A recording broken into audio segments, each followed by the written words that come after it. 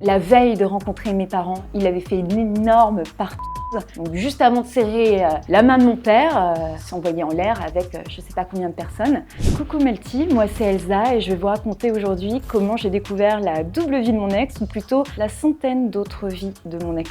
Alors c'était en 2020, j'avais mon groupe d'amis. On avait un jeu qui s'appelle le Tinder Brunch, c'est-à-dire que moi je matchais pour mes copines célibataires et elle matchait pour moi avec des hommes. Et donc elle match pour un mec, un petit peu la caricature du beau gosse qui était bien plus âgé que moi. Et assez rapidement, il me propose qu'on se rencontre. Les rendez-vous s'enchaînent et on décide de se mettre en couple. Un jour, je suis dans la salle de bain chez lui et lui va chercher sur son canapé une perle d'oreille. Il me la ramène, il me fait: t'as oublié ça sur mon canapé. J'ai jamais mis de perles de ma vie, j'ai toujours des anneaux. Et je commence à douter, normal. Je commence à lui poser des questions, mais c'est bizarre, enfin, c'est pas à moi, c'est qu'il y a une femme qui est venue chez toi. Et il me dit: attends, pardon Elsa, tu commences à douter de moi? Il fait: écoute, je crois même que j'ai la solution et que cette perle d'oreille appartient à ma femme de ménage. Regarde, sous tes yeux, j'envoie un message à ma femme de ménage, il me montre le message et oui, c'est bien en effet à la femme de ménage. Donc la vie continue, je lui présente mes amis et il le trouve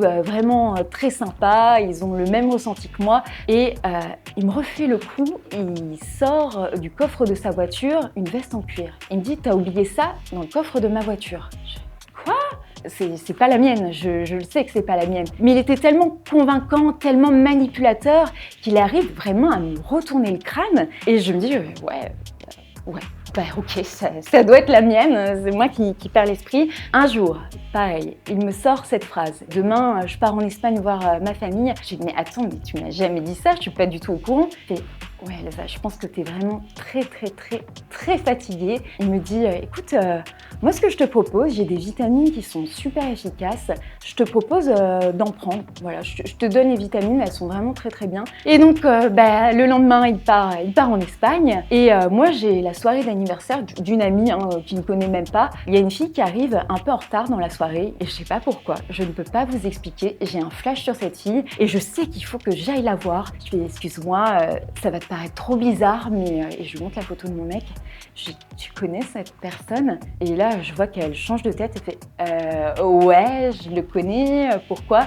Je dis: c'est mon mec. Elle fait: ah, écoute, ce mec, en fait, moi j'ai couché avec il y a quelques semaines, mais tu sais qu'il est assez connu dans le milieu échangiste. Et d'ailleurs, j'ai connu via un site. Ce site, en fait, tu peux mettre des commentaires, c'est un peu comme le TripAdvisor du cul.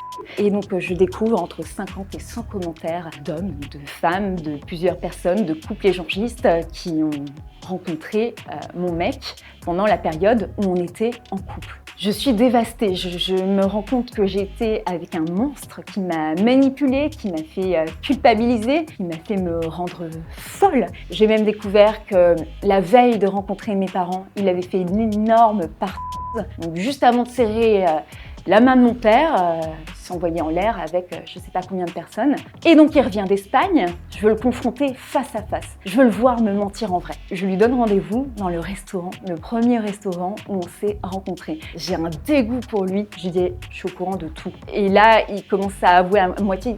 Et ensuite, il me dit: non, mais c'était avant toi. Je fais: non, en fait, j'en ai marre de voir sa tête, je le gifle et je me barre. Je ne veux plus jamais entendre parler de cette personne. Et quelques temps après, une personne me contacte, qui le connaît, et il me dit: écoute, il faut que je te parle, j'ai des informations à te donner sur cette personne. Est-ce que cet enfoiré t'a parlé au moins de sa maladie? Je me dis non, là le cauchemar continue. Ce que je voulais te dire, ça va pas être facile à entendre, mais il est séropositif. Cette personne me dit: est-ce que par hasard il te faisait prendre des médicaments? Là je suis au téléphone, je suis en pleurs, je suis dans un état et je réfléchis.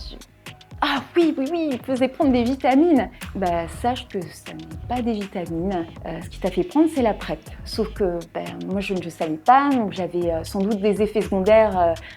Voilà, cette fatigue qui était assez présente à cette période était sans doute due à la prise de la PrEP. Heureusement, pendant cette période, on s'est protégé. Je me rends compte que j'étais avec un manipulateur, un monstre qui avait 1000 vies, que son travail aussi était plus ou moins inventé, la provenance de son argent.